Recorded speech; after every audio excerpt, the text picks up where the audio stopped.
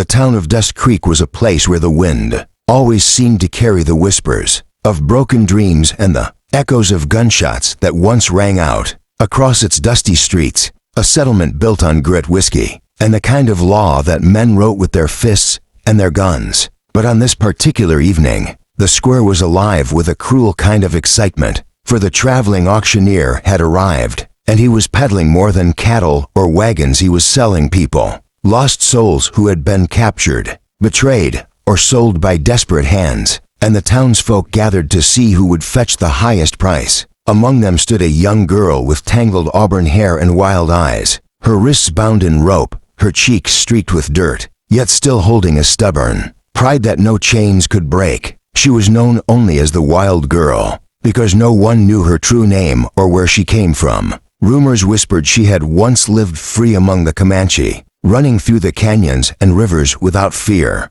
Others said she was the daughter of a settler family butchered in a raid, left to be raised by wolves. But whatever her truth was, the men saw her as a curiosity, a prize, or a possession, and the auctioneer's voice rose like a whip crack as he called for bids. A fine girl, strong as the hills, fierce as a mountain lion. Who'll give me $50? Hands went up, the numbers climbed, yet there was one man leaning against a fence post who had not moved. A tall rancher in a worn hat, his coat sun-faded, his boots cracked from years of honest work. His name was Caleb Harlow, a man known not for wealth but for a sense of justice that cut deeper than most men's greed. He had no intention of bidding until he saw the way the girl's eyes darted across the crowd, not with fear, but with a defiance that stirred something deep in him, as if she was silently daring the world to break her spirit. And when the auctioneer sneered at the silence, mocking the crowd by dropping the bid lower, $10, $5, come now, she's worth more than a horse. Caleb suddenly lifted his hand, his voice calm and steady. $1. The crowd erupted in laughter, some spitting at his boots, others cursing at the insult of it. But the auctioneer, irritated and desperate to move on, slammed his gavel, sold for $1, and just like that, the Wild Girl was his. Yet as Caleb cut the ropes from her wrists and placed a gentle hand on her shoulder, he knew he hadn't bought a servant, nor a prize. He had saved a life. And though she glared at him with the same fire she gave the crowd, her lips trembled, her voice barely a whisper against the roar of Dust Creek.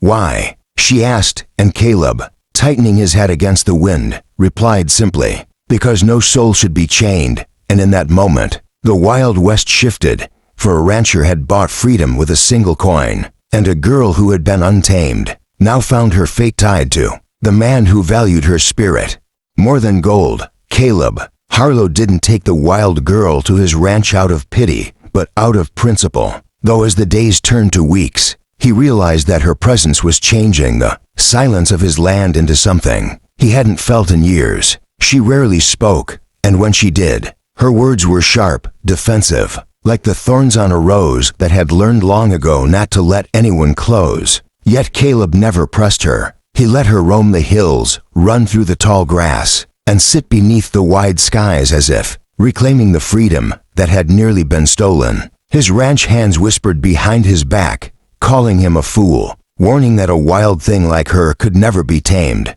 But Caleb wasn't trying to tame her. He was giving her the chance to remember who she was. And though she tried to hide it, the girl began to notice the difference in him. He never raised his hand to her, never demanded her labor. Instead, he taught her the ways of the ranch, how to ride a horse, not as a prisoner but as a partner, how to mend a fence, how to listen for the storm in the air before it broke across the plains. She watched the way he treated his men with fairness, the way he bowed his head at his mother's grave each Sunday, and slowly, the steel in her heart began to bend. One night, under a sky so wide with stars it looked as though the heavens themselves had spilled across the earth, she finally spoke more than a few words, telling him her name, Elara, a name she hadn't uttered in years. And when he smiled and said it back to her, it was as if she had been seen for the first time since her world was torn apart. But peace in the Wild West was a fragile thing, and word began to spread across the towns and outlaw camps that the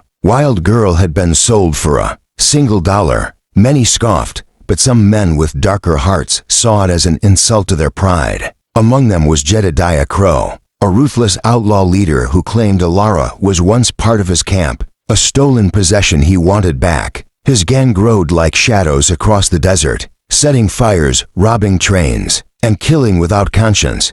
And when he heard of Caleb, the rancher who dared to take what he considered his, Jedediah vowed to ride into Dust Creek and make an example of him. Alara, sensing the storm on the horizon, warned Caleb one evening as the wind carried the smell of smoke from a distant fire. "They're coming," she whispered, her voice trembling not with fear for herself, but for the man who had risked everything for her. And Caleb, standing tall with his rifle cradled in his arms, met her gaze with a steady resolve. "Let them come," he said, and in that moment, Alara realized he wasn't just her rescuer, he was her protector. The one man who saw her not as a wild creature to be owned, but as a soul worth fighting for. And though she had lived most of her life untamed, her heart, for the first time, began to belong to someone. The night the Crow Gang came, the sky was black as coal, thunder, rolling like drums of war, and the ranch stood like a lonely fortress against the storm.